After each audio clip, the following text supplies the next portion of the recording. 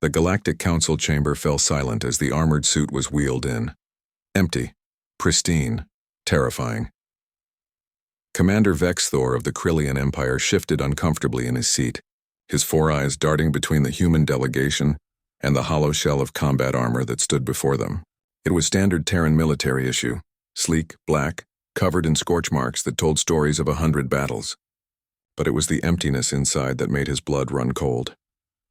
This, Ambassador Chen said quietly, his voice carrying across the vast chamber, belonged to Captain Sarah Mitchell. She wore it for 12 years, survived the Proxima campaign, led the charge at Kepler 442, saved 3 colony worlds from extinction. Vexthor's translator implant struggled with the emotion in the human's voice. 3 days ago, Chen continued, Captain Mitchell retired from active service. She came to Station Theta 9 to begin a new life, a peaceful life. He paused and the silence stretched like a blade. She opened an orphanage, the word hung in the air. The other council members, Aurelian, Sontef, even the usually stoic Crystalline Collective, shifted with discomfort. Everyone knew what had happened on Station Theta 9. Everyone had seen the reports.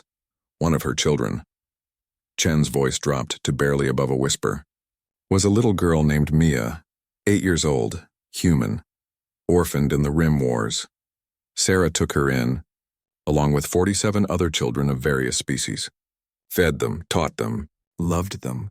Vexthor wanted to speak, to defend himself, but his throat had gone dry. Commander Vexthor, Chen turned to face him directly. You visited Station Theta 9 on a diplomatic mission.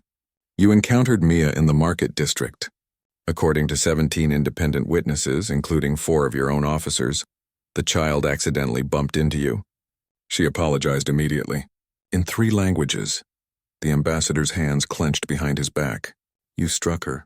A full-force backhand that sent an 8-year-old child flying 6 meters into a bulkhead.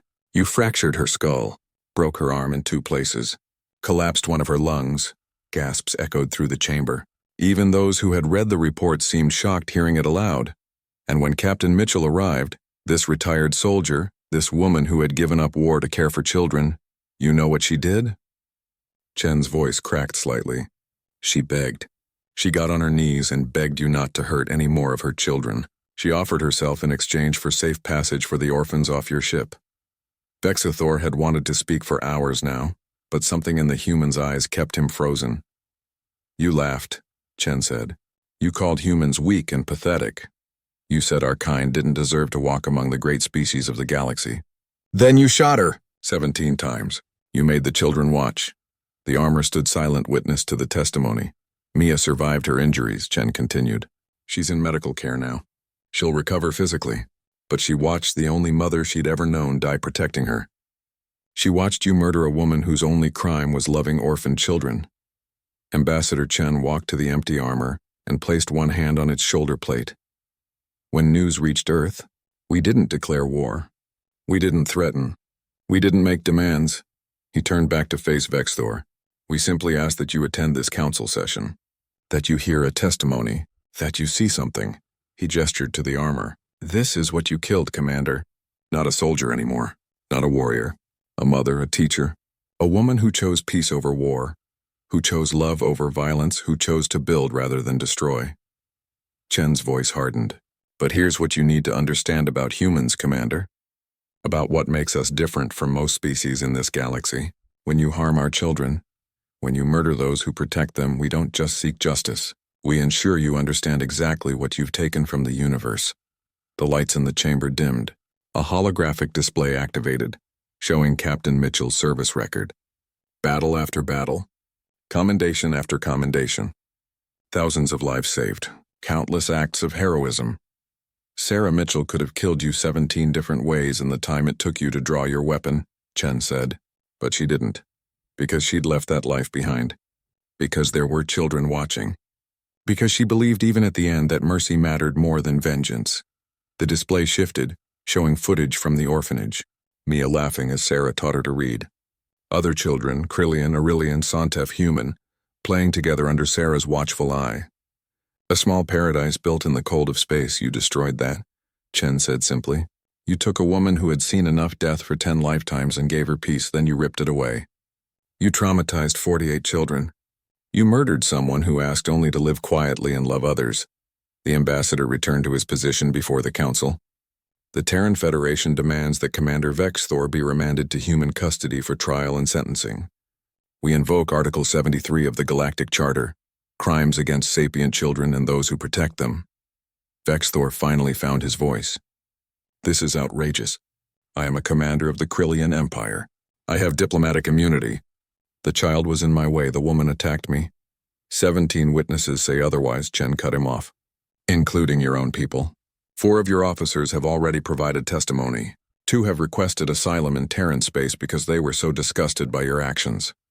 The Krillian delegation erupted in angry chitters and clicks, but the other council members remained silent, watching. The armor is empty, Chen said, returning to stand beside it. Sarah Mitchell will never wear it again. She'll never save another world, never win another battle, never hold another frightened child and promise them that everything will be okay. He paused, and when he spoke again, his voice carried a weight that made the entire chamber feel smaller. But Mia survived. She'll grow up. And someday, when she's old enough, she'll understand what Captain Mitchell did. She'll understand that a warrior became a mother and died as both. She'll understand that sometimes the greatest courage isn't in fighting, but in laying down your weapons and choosing love. Ambassador Chen turned to the council. We brought this armor not as a threat, but as a reminder. Empty armor is a memorial. It represents something, someone who can never be replaced. We wanted you to see it, to understand what was lost, to remember that behind every human, every being, there's a story. There's meaning. There's value. He looked directly at Vexthor. You took that from the universe, Commander. You silenced a voice that spoke only kindness. You ended a life dedicated to healing the wounds of war. The vote was called. The council ruled unanimously. As guards moved to take Vexthor into custody, Max Chen, Sarah Mitchell's former student, now ambassador to the Galactic Council, placed a small photo beside the empty armor. It showed Sarah surrounded by children, Mia on her lap, all of them laughing. The armor stood empty, but it would never be forgotten. And in a hospital ward on Station Theta 9, a little girl named Mia held a stuffed bear Sarah had given her and whispered, "Thank you, Mama," to the stars. The galaxy had learned something that day. Humans forgave much, but harming their children and those who protected them was a line that, once crossed, could never be uncrossed. The armor remained in the council chamber for exactly 48 hours, one for each child Sarah Mitchell had sheltered, before being returned to Earth. Empty, but eternal. A reminder that humanity's greatest strength wasn't in their weapons or their warriors, but in their capacity to love fiercely, protect unconditionally, and remember forever.